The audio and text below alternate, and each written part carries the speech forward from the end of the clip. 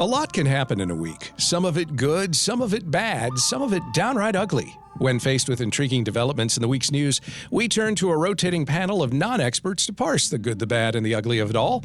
On today's panel, Vivian Ho, health economist at Rice University and Baylor College of Medicine, Charles Kuffner, who writes the Off-the-Cuff political blog, and look who's back, Raul Ramos, associate professor of history at the University of Houston. Vivian, Charles, Raul, welcome to Houston Matters. Hi, Craig. Thank you. Thanks, Craig. Panel, the U.S. House impeachment vote against Homeland Security Secretary Alejandro Mayorkas fell just short of passage Tuesday night. That's in part because a few House Republicans joined with the Democrats to defeat it. It's also because, as we noted on Wednesday's show, among the nays was a surprise vote by Houston area Democratic Congressman Al Green, who's been in the hospital since emergency surgery last Friday. The congressman came to the House floor in a wheelchair and wearing a hospital gown to cast his vote because, quote, a good man's reputation was being besmirched. The House GOP pursued the impeachment vote because they don't like how Secretary Mayorkas and President Biden have handled border security. As the Houston Chronicle's Ben Werman noted Wednesday, another Congressman Green, Republican Marjorie Taylor Greene, accused Democrats of hiding their hospitalized colleague until the last minute to throw off the GOP. Houston area Congressman Al Green leaves the hospital to cast his vote, which defeats an attempted impeachment of the Homeland Security Secretary. Is this good, bad, or ugly? Charles Kuffner, start us off. I mean, it's good, and it's also hilarious. The good being, I think, Representative Green's actions were both principled and courageous, and obviously probably went against best medical advice. One does not normally leave the hospital in a gown like that. I mean, the whole thing is a sham. It's a political maneuver. The Republicans were doing what they do because, they had just embarrassingly refused to vote for the immigration border compromise that they had themselves had demanded because they were on orders from Donald Trump to leave things in chaos so that he could make a political issue out of it. It's good that this follow-up attempt at more political madness was thwarted, and it's embarrassing for them. It's like rule number one in legislative politics is know how many votes you have and whether or not you've got enough, and they failed that, which is part of the hilarity. The other part, of course, being Marjorie Taylor Greene reliably finding a galaxy-brained way of blaming it on anyone but themselves. It's always a conspiracy. The Democrats unfairly did not give them a heads up that their guy who was on the injured list was coming in to pitch at the last minute. And, it's like, how can we compete under these circumstances? It's so unfair. King's X and all that. So, yes, it's good and it's hilarious. And I can't wait to see what they do next. All right. Good, bad, or ugly? Vivian Ho. Yeah, I agree with Charles. Good for Congressman Green that he actually had the chutzpah to sort of get his act together and show up to vote on an issue which he clearly cared about. I don't see how impeaching Mr. Mayorkas would have helped anything other than giving the folks on Fox something else to yak about. The border is in crisis. It's a disaster, and this isn't how to fix it. And it's so disappointing because the Senate negotiated a proposal that would have helped. It wasn't perfect, but it might have made things better. And instead, we're complaining about Representative Green showing up to vote on something he cares deeply about. I don't know where we're headed. Okay, good, bad, or ugly? Raul Ramos. Well, I think I share the belief that it was good. I don't know if I'd call it ugly. I'm curious what it looked like when he shows up in a hospital gown and a wheelchair. And it could be a little embarrassing, I suppose. I don't like walking around in a hospital gown for sure. And it seems like it'd get kind of drafty, if you will, on the House floor. But there's a reason the C-SPAN cameras are kind of locked in place now. There's enough places where you can do things without getting noticed. So what you're saying is that C-SPAN was in on the conspiracy to hide Representative Green from Marjorie Taylor Greene? I think technically when there's not a speaker, C-SPAN has free reign, and as soon as the speaker is elected, they are under the speaker's rules. That being said, I'm also curious about this question of how he left the hospital. Typically, if you are in treatment, you're either released, discharged as it were, or you leave against what's called against medical advice, AMA. From all appearances, either he left AMA or he was discharged in the proper channels, in which case makes me wonder if his attending physician was a Democrat who saw an opportunity here. This one goes all the way to the top. That's right. So I think if we're looking for conspiracies, I'd start with whoever the resident was on service that day. My understanding is that he's back in the hospital, so I dare say the AMA was the situation. Yeah, well, I wish him a speedy recovery, and I wish our nation a speedy recovery. Yeah, you would have thought someone would have stopped him, during the vote and said, "Are you okay? Glad to see that you're still doing all right." But I don't know. I'd like to think that the doctor would not have sort of made the decision on telling him where to go based on his political affiliation. That it wouldn't have mattered. Yeah, I know of Representative Green well enough to say he was going to do what he was going to do, and a doctor wouldn't have stopped him. Yeah, that's true as well. Panel, Houston Astros star Jose Altuve this week agreed to a 5-year, $125 million contract extension to keep him in an Astros uniform through age 39. Astros general manager Dana Brown says the 8-time All-Star and 2-time World Series champion is an Astro for life. Altuve says Houston and his native Venezuela are his two homes and that he and his family, quote, will never move from here. Leading off for your Houston Astros, it appears at least through 2029, second baseman Jose Altuve. Is this good, bad, or ugly? Vivian? Well, it sounds good to me. I'm not a baseball fan. I'm guessing Charles is going to have a lot more to say on this, but he sounds like such a great guy. He's a terrific player, got great stats, and he's humble, and people like him. Clearly, the fans like him.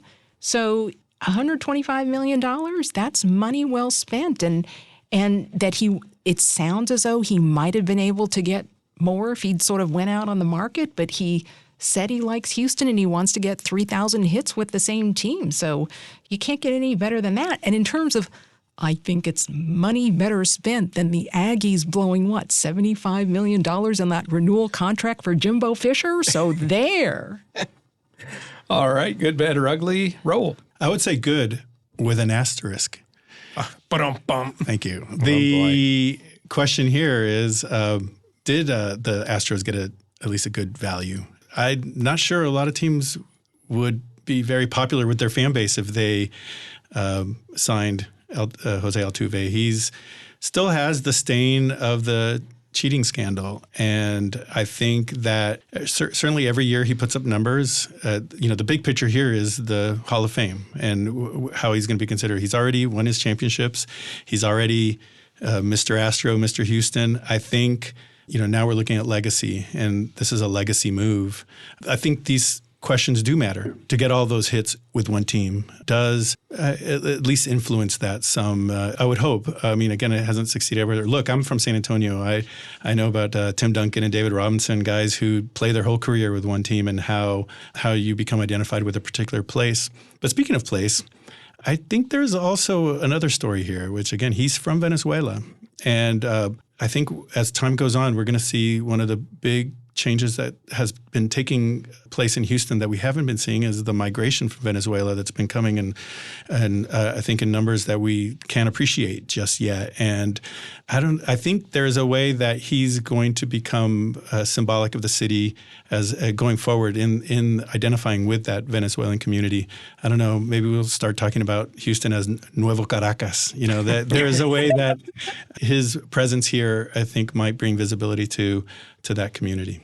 All right, Charles? I mean, of course, it's a good thing, and I agree with Raul that this is about legacy. Michael Bauman on Fangraphs pointed out that Altuve is really being paid for his past years when he was quite inexpensive to the Astros. I mean, his MVP year in 2018, he really wasn't making very much money with them. So while it is extremely uncommon to give a 5-year contract to someone who's already at this age, yeah, he's being paid to some extent for what he's already done, and, he's more than earned it. So it's a good thing. As a New Yorker who roots for the Yankees, I absolutely appreciate and respect the idea of keeping your guys in your team's colors for as long as you can. There is something special about a guy who came in and goes out and stays in between with your team. It really hits differently, and the fans appreciate it. It's good for, your team's history, for your team's for all the intangibles, the aura, the mystique, whatever you want to, the story, whatever you want to call it. And they did right by him, and that's a good thing. And I think that also helps the team in the future, right? It's a team that people want to come play for because they know they'll get taken care of. And so I think that is an investment in the future, not just paying for past performance. Agree. I mean, a baseball team is, among many other things, a workplace, and you want to make it a good organization, wants to make it clear to the talent that it wants to attract that this is a good place to work and you'll be taken care of. Another piece I'm curious about, in hearing all of your observations on this, it's not like having 5 more years of Jose Altuve at second base is a bad thing. I realize that $25 million is a lot of money, but it's not my money. And doesn't he make the Astros a lot better being in the lineup every night? Sure, right now he does, but maybe he won't at age 38, 39. I mean, Craig Biggio in the last couple of years of his career was not. He was playing it out to get to the 3,000 hits. He was not really a positive contributor. Derek Jeter in his last year was not a positive contributor. I mean, he may be good up until the end. That is certainly possible. But, the odds are greater than not that towards the end he'll be a replacement level player, and the Astros will have to figure out how to accommodate what he wants without reducing the team's chances of winning. But that's a future problem. He's likely to be good for the next couple of years, and after that, you'll deal with it. Yeah, and my understanding is he could go beyond age 39, a little bit. That's also possible. So. I mean, that's the best case scenario, obviously. Yeah. But I mean, based on everything we know about baseball and the aging curve and everything else, the odds are pretty good that by the end of that contract, he will not be anywhere close to worth that money. But again, he's being paid for the past. He's being paid to keep him as an Astro. And if in 2027 or 2028 he's not really an everyday player anymore, they'll figure out a way to cope with it. I'm going to note this down in my calendar in 2029 to look at how he did. Yeah, I will too. Don't worry, we'll hear a lot about it as it's happening. This is something that baseball players stress a lot about. So hopefully it's a graceful decline and not one of those horrible declines. Yeah, and look, there are certainly plenty of examples out there of players who kind of fall off a cliff in terms of production, but there are also some who have great success at the end. Just a couple of years ago, Albert Pujols had one of those fantastic final halves of a season that no one saw coming. Right, and that was after multiple years of not being very good. But he wasn't playing for the Cardinals then, so Right. I was fine with it. Well, and also, and remember, Altuve wasn't expected of him from the beginning. I mean, he's worked for everything he has. And I have a feeling, given his character and personality and just what he brings, he will fight for every hit down to the last, strikeout. I think he's got the kind of profile of someone who's more likely to decline gracefully and gradually rather than fall off a cliff. He's not a big, slow-footed slugger. He's got he can do multiple things well, and as long as he is able to keep at a reasonably high level one or two of the things that he does, he making contact, having good speed, he'll be fine. I think we've reached a graceful and gradual decline in the conversation, so let's wrap up here. Vivian Ho is a health economist at Rice University and Baylor College of Medicine. Raul Ramos is an associate professor of history at the University of Houston. Charles Kuffner writes the Off the Cuff political blog. Vivian, Raul, Charles, thank you very much. Thank you. Craig. Thanks. Happy New Year.